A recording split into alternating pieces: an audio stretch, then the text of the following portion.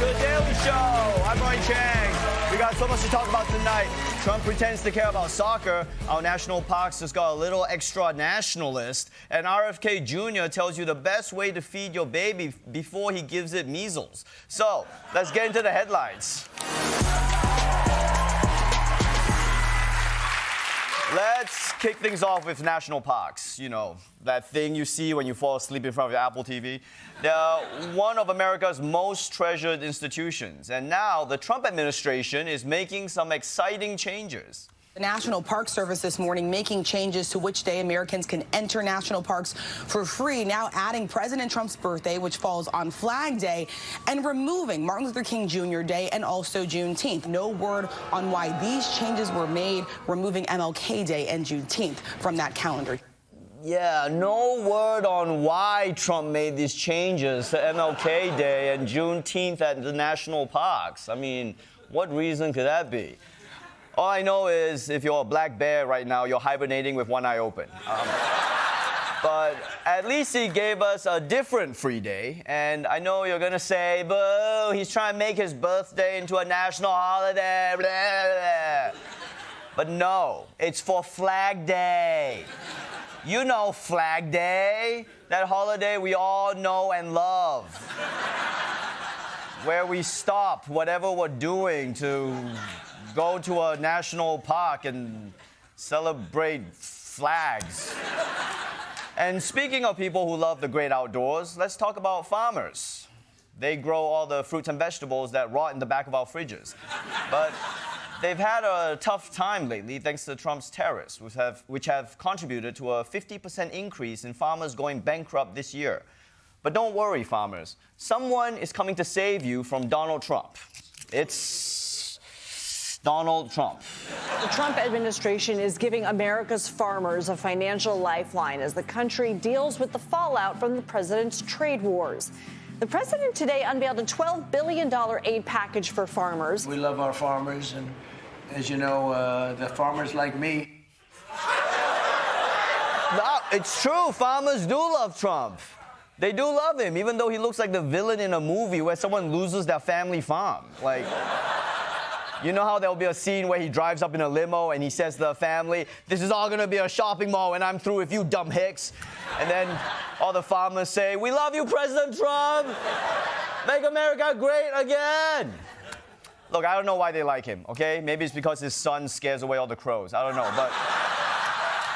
but the point is, after screwing them with his trade policies, he's unscrewing them with a $12 billion bailout, which is great.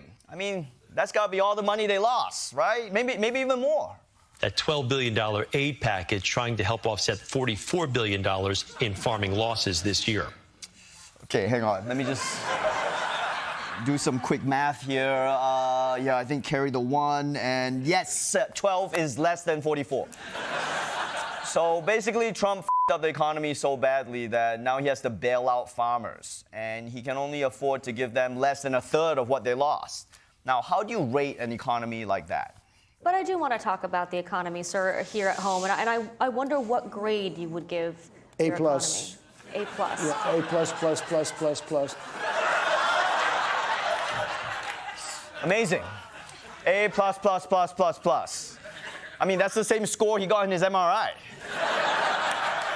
This feels like when your kid goes to like a Montessori school and the grading makes no sense. It's like, wait, is A+++ better than a 4-leaf clover? Like, what does a little cow mean? Hey, look, can you read or not? But despite all that, the farmers at the White House did seem happy to be getting anything at all. Although one of them did have a special request. It's Christmas early for farmers. The other day I was reading my little boy a story at night, putting him to bed, and he said, Daddy, I don't want Santa Claus to come to our house for Christmas. I want President Trump.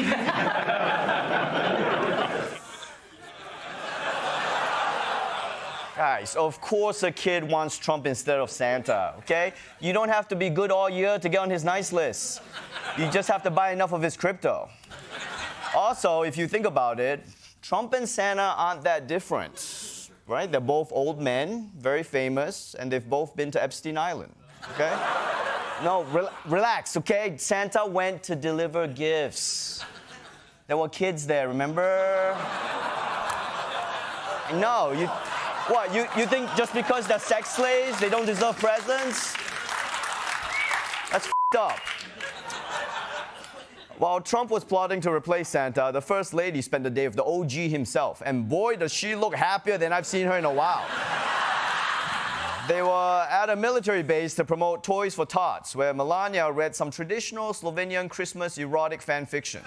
So, with his sleigh parked safely with his reindeer, Santa climbed aboard my osprey and couldn't stop smiling.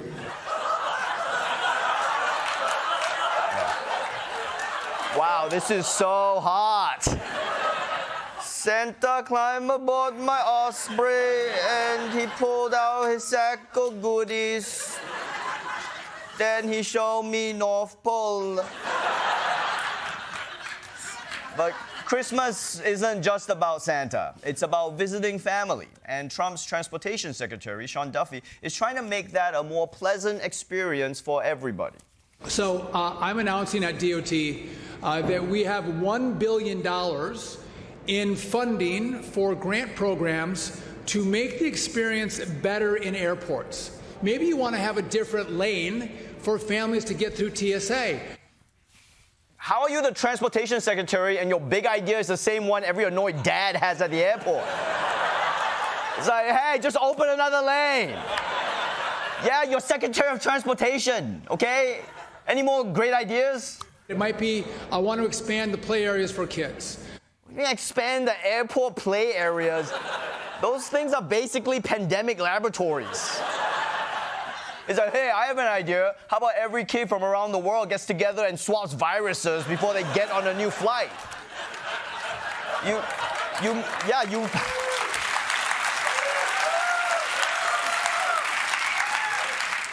might as well open a Wuhan wet market next to the Cinnabon, all right? But, okay, Sean Duffy, come on. I'll give you one more try. Maybe I want a workout area where people might get some blood flow and doing some pull-ups or some step-ups in the airport. You think people want to work out in transit at the airport? Everyone at the airport is already exhausted from traveling, all right? We can't even walk to the gate. They have to invent floors that walk for us. Also, this is the same guy who wants us to dress up when we fly. So what, now I'm doing pull-ups in a tuxedo? Before I jump on a 12-hour flight to Hawaii? Why don't you just throw in a hot yoga room in the terminal so everyone really smells like shit when they board the plane? And weirdly enough, everyone's favorite RFK Jr, was also at this press conference for some reason. What's RFK Jr.'s genius solution for making airports better? Another experience that I've had with all these kids in airports is the availability of nursing spaces, nursing pods. Okay. You know, that's actually a nice sentiment from RFK Jr. It should be more convenient to nurse in public spaces. And I assumed he stopped talking before things got weird. All of the ingenuity of corporate America has not produced an infant formula that is superior in nutrition and all the qualities that we want to the infant formula that God made, which is the infant formula in a mother's breast. There is no better food than what's in God-given breast milk. Okay, he found a way to make it weird. What's the nipple version of a boner killer? I mean, nipples are so soft right now. I mean, I'm surprised he didn't stop, sniff the air, and then announce that a nearby reporter was on her moon. If RFK wasn't behind a podium, he would get arrested by airport security. Just yelling in the terminal, "Praise God for mother's breaths." Also, why is he saying it like he got an endorsement deal with Titty Juice? Use promo code BRAINWORM for 10% off your next suckle. Of course, the press conference ended the same way all government press conferences do, with a masculinity contest. Check this out. It's Bobby Kennedy doing pull-ups at Reagan International Airport in D.C. He and Transportation Secretary Sean Duffy had a friendly pull-up competition as they were encouraging travelers to exercise while they wait. Yeah, that's good. Yeah. 2, 3, 4. Go, measure your dicks. Measure your dicks. Now, you might think that this pull-up idea is stupid, but wait till you see the Department of Transportation's latest video. As Undersecretary for the Department of Transportation, we hear your complaints, the delays, the cancellations, the hidden fees. And we're doing something about it. Introducing one pull-up bar. When air travel's got you down, pull up. Can you just make the security line move faster? Of course. We know the faster you get through security, the faster you can get in line for the pull-up bar, which is why we're also introducing Pull-Up Pre-Check. It's to guarantee you'll get your pull-ups in. I don't want to do pull-ups. That's fair. Fortunately, with one simple adjustment, your pull-ups can be chin-ups. But then everyone on the airplane is going to be all sweaty. We hear you, and that's why we're adding a second pull-up bar, one that you can do pull-ups on. If we're all sweaty, then no one's sweaty. No, then we're all just sweaty. How about you fix delays and cancellations? Fixing delays and cancellations is complicated, but you know what's not? A simple iron bar between two posts. I'm talking about a pull-up bar. I know! From all of us at the Department of Transportation and Pull-Ups, thanks for watching. And remember, if your flight's not working out, at least you can work out. But only pull-ups.